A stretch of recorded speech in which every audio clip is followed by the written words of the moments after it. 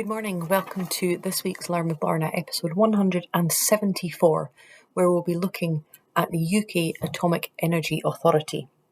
My name is Lorna Steele-McGinn. I'm the Community Engagement Officer with the Highland Archive Service, which has 4 archive centres in the Highlands of Scotland, in Inverness, in Fort William, Portree and Wick. This series is brought to you by High Life Highland at no cost to the viewer. High Life Highland is a charity registered in Scotland, and there is no payment or subscription required to take part in this series of events. But if you're able to donate towards our work, then we really are grateful for that, and thank you as always to those who have been in a position to do that. It's really, really appreciated. This week is pre-recorded again, as I am at the Community Archive and Heritage Group Steering Group meeting in Glasgow. I always just like to tell you where I am and what I'm up to, so that you know there's a reason for me not being here. I'm also seem to be giving you a tour of different backgrounds as I'm doing these. I'm grateful to my colleague Anne, our family historian today, for vacating her office so that I could use it to record in. So this week's subject connects well with last week's. Last week we looked at engineers and engineering, and I said that I'd found that really fascinating to put together as I had come across stories of extraordinary people achieving things which changed and transformed the landscape of the Highlands and further afield. And today it kind of ties into that because we are looking at the UK Atomic Energy Authority, which was founded 70 years ago this year on the 19th of July 1954. I mentioned at the beginning there that we have 4 archive centres, that we have one in Inverness, Fort William, Portree and one in Wick. And the story of the UK Atomic Energy Authority is tied in really closely with one of those, Nucleus, and I'll tell you a little bit more about why that is. Nucleus is the name of the building which holds in one of its 8 repositories the Caithness Archive, cared for and administered by my lovely Highland Archive Service colleagues. So when I talk about the team at Nucleus, particularly when I'm thanking them for things they've helped me with, I'll be talking about the small number of Highland Archive Service staff that we have within the Nucleus building who look after the historic records of the county of Caithness in one of those 8 repositories in Nucleus. But Nucleus's other 7 repositories were created to hold the records of the UK's national civil nuclear industry, including many records of the UK's Atomic Energy Authority. So as I say, when I refer to my colleagues at Nucleus, I'm talking about the team of the Highland Archive Service who look after those historic records of Caithness. But in fact, Nucleus as a whole employs over 70 members of staff, most of whom work in archives, records management and administration, digitalisation, warehousing, facilities, IT, security, for the civil nuclear records. So our team up there in Wick work alongside that team. So thank you to my colleagues in Nucleus for putting together the story of the UK Atomic Energy Authority for me with input and evidence from collections that we hold. We don't hold the civil nuclear records, but we hold information about them, publications, oral history memories of people who worked in Dunray and in that industry. So although we don't hold the records I'm going to talk about today, to some extent, there is a very obvious connection with them. So what is the UK's Atomic Energy Authority and what is its history? Well, as I said, it was formed on the 19th of July 1954 when it took over responsibility of the UK's nuclear research programme from the Ministry of Supply. The UK Atomic Energy Authority, when it was formed, had 3 different divisions: a research strand headed by Sir John Cockcroft, an industrial strand headed by Sir Christopher Hinton, and a weapons strand headed by Sir William Penny. And the collections at Nucleus are entirely related to the civil nuclear industry, not weapons. And so that's what I'll be talking about, the UK's civil nuclear industry. On the 1st of January 1946, because of course, although it starts in 54, the story starts before then. On the 1st of January 1946, a former World War II bomber training station, RAF Harwell, was taken over by the Ministry of Supply and became the Atomic Energy Research Establishment Harwell. Some lovely acronyms and long titles in this one. And AERE Harwell was at the forefront of nuclear progress. And GLEAP, which was Europe's first nuclear reactor, was built in Hangar 8, going operational in 1947. More than a dozen new nuclear reactors were developed at Harwell within this research and development process, ending up with the opening of the world's first nuclear power station, Calderhill, in 1956. And it was the work done by this Harwell team of staff across those early years that would be fundamental in shaping the UK's civil nuclear industry. Now, so far I'm talking about places miles and miles away from Caithness and the Highlands. But the opening of the world's first nuclear power station in Calderhill was followed by 10 more power stations over the next few years, a uranium processing plant, and new research facilities, including one in Winfrith in Dorset and one in Dounreay in Caithness. And that is where we come to this story being connected to the Highlands. It was in May 1957 that the Dounreay nuclear complex was opened to the public.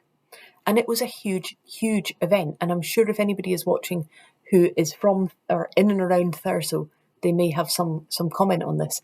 But when Dounreay opened in May 1957, it was the first time that the UK Atomic Energy Authority had held an open day for any of its sites.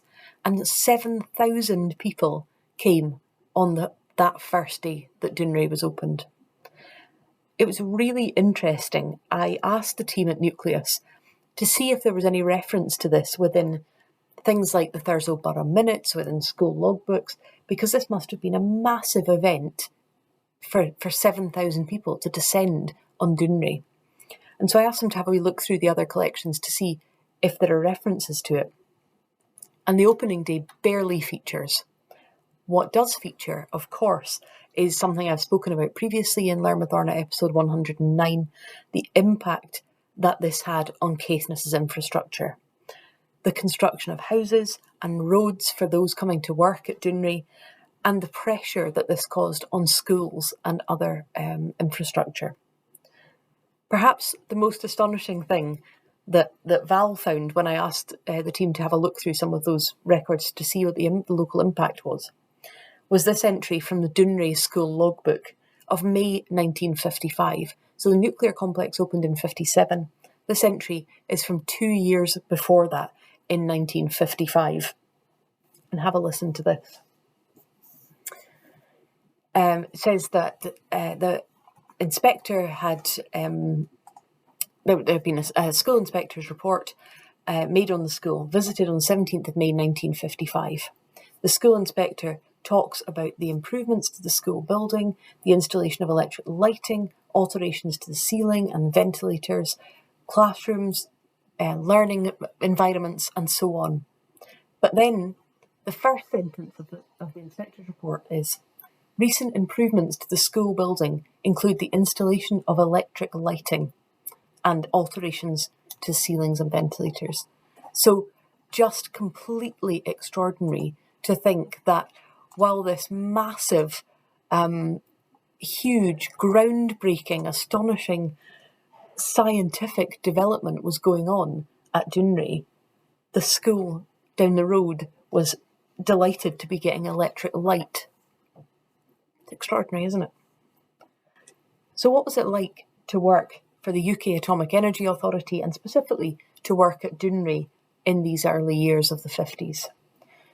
Nucleus holds a collection of oral histories from people who have worked at Dounreay across the years, and they give some great insights into being employed by the UK Atomic Energy Authority, what that meant, how that gave people the opportunity to travel to work across the country, and the different experiences that they had.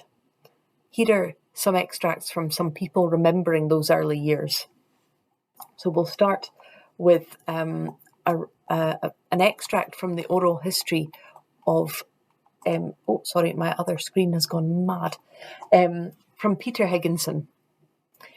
He says he was born in Manchester and brought up in the Manchester area and educated at local primary school, and then William Hume's Grammar School in Manchester, subsequently at Manchester University. So again, someone whose life and upbringing and experiences were about as far removed from the very north coast of Scotland as you can imagine.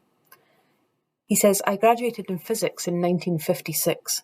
Shortly before that, before graduation, you start looking around for work.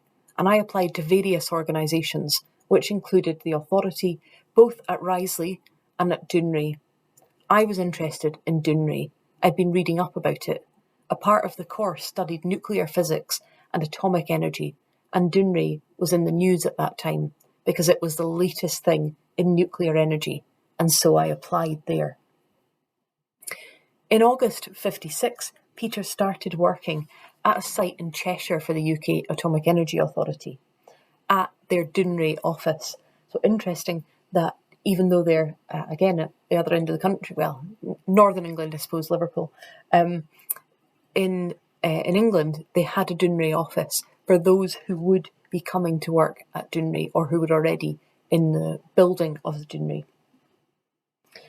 He did initially work at Risley and at Windscale before getting his wish to go to Caithness in January 57. And this is what he said about those early first days at Dounreay. After finishing there, I came back to Coolcheth. I don't know, someone can correct me if they're in and around Cheshire, if I've saying that right. And they said, right, we want you. We'll be sending you up to Dounreay in January.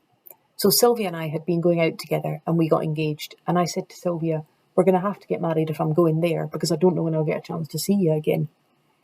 Because you remember, 56 was the Suez Crisis and they had just started petrol rationing. So it wasn't going to be easy to do a lot of travelling. So actually we got married in the December of 56 and I went up to Dounreay on the due date of the 7th of January 1957. I travelled up with Arthur Pickett, who was taking a post in charge of the photographic department. Well, he was there to set up the photographic department. They hadn't really got a proper photographic department at that. Prior to that, all the photos had been taken by photographers from Risley, and they wanted to set up a permanent department. Anyhow, he says, when I started at Dounreay, all the people I had met in Cheshire were there in the D1200, I don't know if that's D1200, in those offices. The office block is the office block at the roundabout end of the D1200 labs. They had just been completed and that's why we'd been taken to site, because they were to be equipped and our job was to go and identify all the equipment required, then to go to the stores and get arranged for it to be transported over, moved into laboratories. And then there were lots of other people there as well, of course. There were chemists, because those labs were the analytical laboratories, as well as being metallurgical laboratories and radioactive examination laboratories. So it gives you a sense, even in that, of just how, this is going to sound very silly, but how scientific this place was. There are chemists there are scientists, there are people looking at meteorology, no, that's weather, looking at all these different aspects of what would be needed for nuclear power. I mentioned there that Peter had to ask his then fiancée Sylvia to marry him so that they could go up, because they wouldn't be able to travel backwards and forwards. Now, Sylvia also got a job working as a secretary at Dounreay, but her memories would suggest that not everything is quite as groundbreaking as the technology was. This is what she said. There were quite a lot of men in this place with me. It wasn't really ideal because it was mostly geared for men and it was very difficult.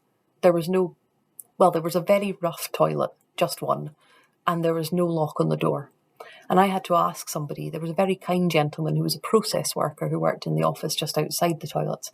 And every time I had to go in, for any reason, I had to say to him, I am going in the toilet. Can you please keep an eye on the door for me? So that really wasn't ideal. I wasn't there very long before I got moved back to D1200, and that was much better. And I worked for a person by the name of Stan Cottrell. It just made me smile to think of all of this progress and these amazing developments that are happening on site.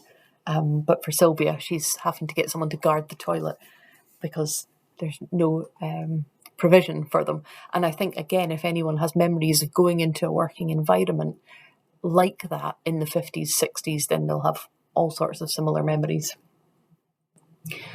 So these early years, the 50s of the Atomic Energy Authority, are seeing these new sites springing up. We've got Harwell, we've got Risley, we've got all of these different ones, and now Dounreay.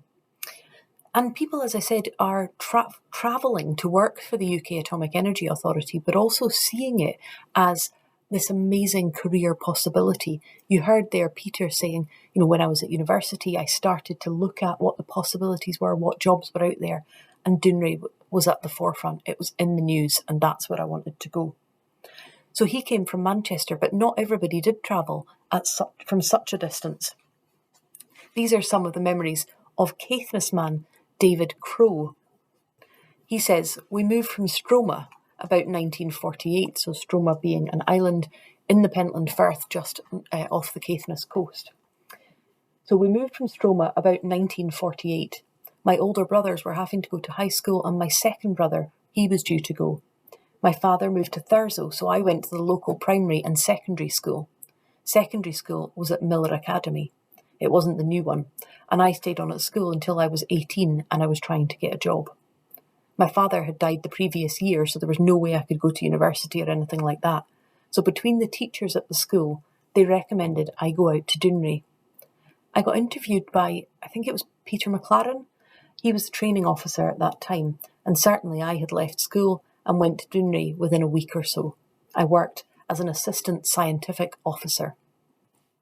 So I found that interesting that already, straight away, it's being seen as a place that that people would aspire to go to work with the UK Atomic Energy Authority, to aspire to work at places like Dounreay, but also it's serving a local function in that this boy at the time, or young man at the time, who couldn't afford to go to university, could still see a future and a career for himself within this industry. He says this was in 1958, and I worked in the chemi group in a lab there for the first 15 months, but chemistry really wasn't my thing. The person who was in charge of the lab was Alan Mills, who was a scout leader, and I was involved in the scouts. So I think between the teachers and the scouts, I got into Dounreay very easily. In 1959, I was transferred down to the DFR physics group, and that was the best move I ever made. I was involved in this, the experimental work that was just starting on the DFR. And I was at DFR until 1973, when I got over to the physics group. He talks about the fact that he's got some photos of his time in working in the physics group and the work that they had to do. And I'm trying not to make this overly technical, because it could get very bogged down in physics and chemistry and things I don't know a huge amount about.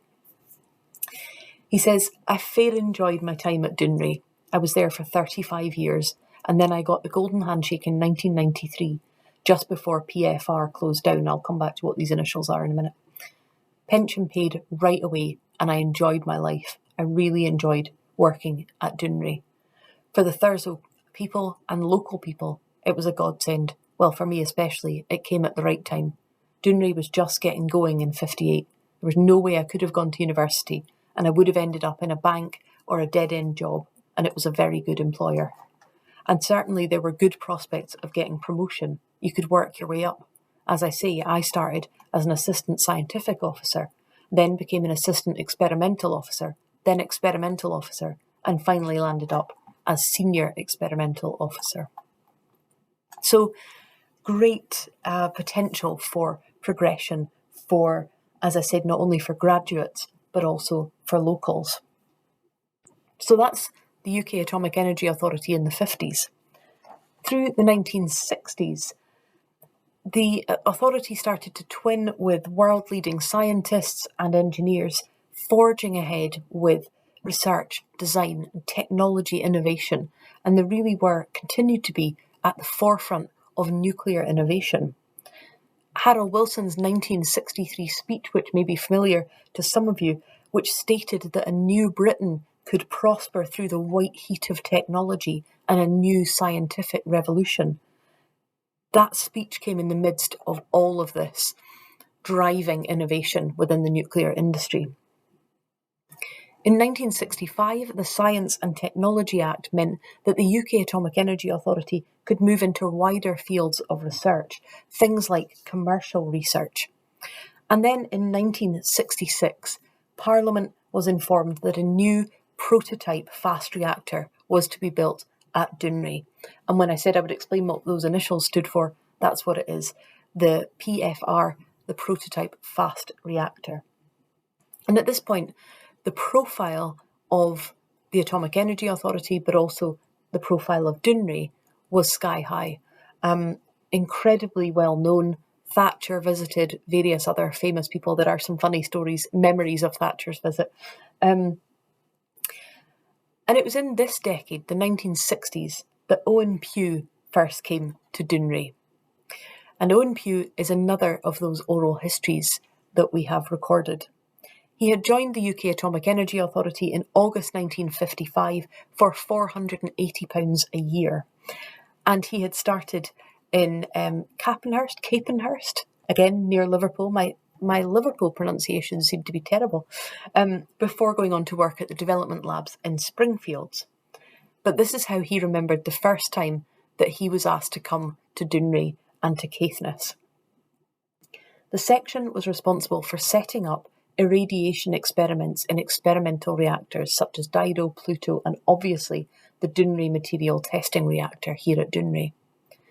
This was the first time I came, which would be around 1962. I flew up. It was the first time I had flown in my life from Manchester Airport on Silver City Airlines. I think it was on the City of Leeds, which were World War Dakotas.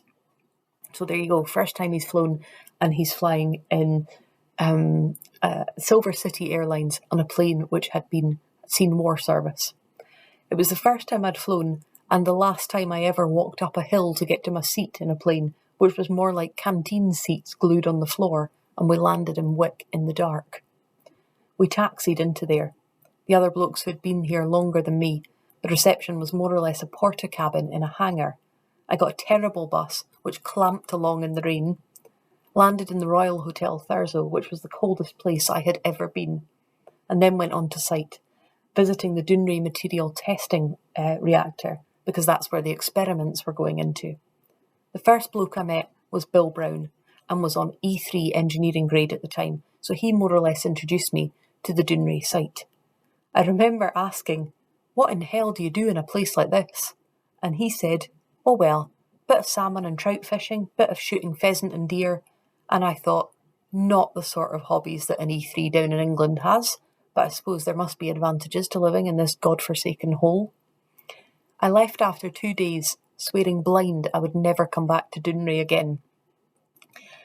The reason I'm laughing is because the team at Nucleus have put a bullet point on the end saying, he eventually was persuaded to returned, raised his family here, and retired to Caithness. So you get the feeling that he grew into an understanding of the things that you could do in that part of the world. So we've looked at the 50s and the 60s. In the 1970s, the Middle East oil crisis led to power shortages and the issue of energy and energy debate rising to the surface of what could be done to sustain energy in the future. This was also the period, the decade that Dounreay, with that pioneering reactor, first started feeding electricity into the national grid. It was a big time of change, the 1970s, for the nuclear industry and for the UK Atomic Energy Authority. And in 1971, the Atomic Energy Authority Act became law, and that separated out those different strands that I'd mentioned at the beginning. So the UK Atomic Energy Authority retained its focus on research. Production of radioisotopes for medical and industrial processes moved to the Radiochemical Centre, and other production moved to the British Nuclear Fuels Limited. And the UK Atomic Energy Authority became focused entirely on research and on work and on the ways that civil nuclear power could be harnessed. Work at this point on nuclear weapons moved to the Ministry of Defence.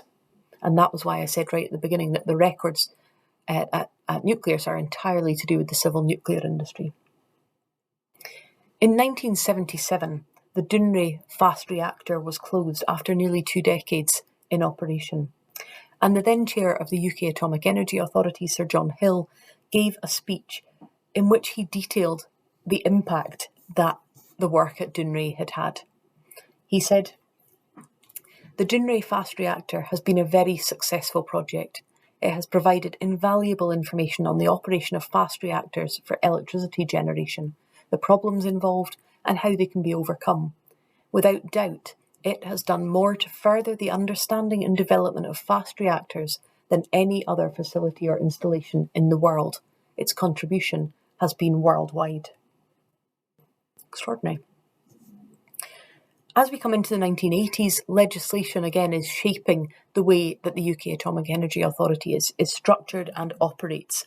The Atomic Energy Authority Act of 1986 made the authority a commercial enterprise, meaning that it now had a requirement to self-finance, and the Atomic Energy Authority technology was created as a commercial arm.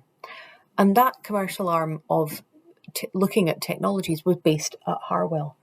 And I found this extraordinary. So it was created after that act in 1986. And it generated over £50 million per year from around 1,200 different contracts of everything that this research and development had learned. So everything from things you might expect, but also things like they created the first world artificial knee joint at Harwell as a result of this commercial arm of the UK, the Atomic Energy Authority. The period of the 1980s saw again a lot of innovation and some big notable occasions, particularly highlighting the pan-European JET project on fusion energy, where 12 different European countries worked together. That, when it culminated in its opening by the Queen and President François Mitterrand.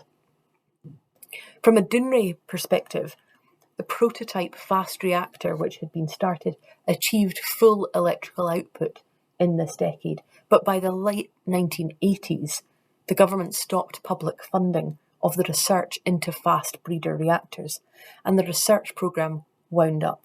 And it was this that led to the closure of prototype fast reactor in 1994 at Dounreay.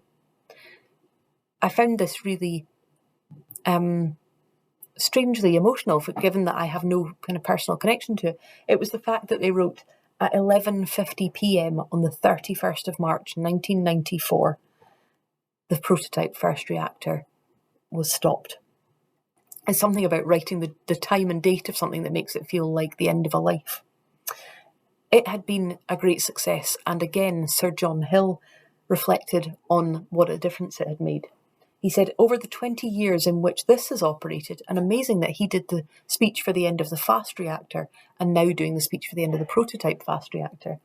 Over the 20 years in which it has operated, it has done everything that was hoped of it, and almost everything of which it was capable. It is a great pity that the government didn't give it time to complete its job, particularly as it's performing so well and covering so much of its costs from the sale of electricity. The fast reactor becomes the yardstick against which anything else proposed for long-term energy production will have to be measured. It's quite a statement that the work that was done in Caithness in Dounreay with this prototype fast reactor, he says that now has been of such a successful standard that everything has to now be measured against it when they're talking about the aims of long-term energy production. So Dounreay closed in 1994, and in the 1990s the UK Atomic Energy Authority's focus became on decommissioning, with commercial reprocessing ending at Dounreay by the end of the 1990s. And the focus changed to decommissioning these sites, to safely cleaning up the sites that had been used, particularly very difficult cleanup of 18 contaminated acres at Harwell. And the other thing that they continue to focus on, so mostly on decommissioning, but also on fusion research. That was the one thing that they carried on. And that technology arm, which I spoke about, which had created that artificial knee joint, was privatised and listed on the stock exchange. The JET programme, which I mentioned with those different 12 European countries, that programme and others like it have continued to work towards commercial fusion power production. Incidentally, fusion is the process that powers the sun, and working on how to harness that could theoretically result in a really environmentally sustainable energy source, which will have to be measured against the fast reactor, of course. Today, the UK Atomic Energy Authority researches fusion energy and related technologies with the aim of positioning the UK as a leader in sustainable energy. And in April 2005, the Nuclear Decommissioning Authority was formed to take up the responsibility for the UK's civil nuclear cleanup, the programme of administering that cleanup and making it happen. And the UK Atomic Energy Authority became a contractor to manage that decommissioning. There is also, interestingly, but perhaps not surprisingly, I mentioned that clear-up of Harwell and those contaminated acres. There's a real focus now on how that decommissioning works and the fact that there should be a linked focus on restoring the environment of sites after they finished operating. There have been multiple mergers and different remits since, but the UK Atomic Energy Authority site gives much more information about its recent years. So if you're interested in finding out more about where we are with nuclear energy now, do have a look at the government website. But I found it amazing, once again, as I often do in the course of this series, that I come into an episode that I know nothing about or very little about. Obviously, I know about Dounreay and I know the impact that that's had within Caithness and within the Highlands. But when I start to look into it, I go, once again, the Highlands has been at the forefront of something, behind firsts, behind new things, behind innovation and research and development that I don't know that everybody associates with us. But there have been so many times where we have, been at the forefront of development. So I found it interesting to put together. Thank you to my colleagues in the Nucleus team for giving me some of that information. And thank you to you for joining me. I hope you can join me next week. We should be live, providing nothing comes up. Where I'll be looking at stories from Lorna. So we'll be going back, much further back than we have this week. But I hope you've enjoyed that episode. A reminder that this series is brought to you by High Life Highland at no cost to the viewer. High Life Highland is a charity registered in Scotland, and there's no payment or subscription required to take part in this series of events. But if you're able to donate towards our work, then we're very grateful for that. And if you're interested in finding out more about this subject, then please do contact my lovely colleagues at Nucleus, who will be more than happy to chat to you about it. Thank you.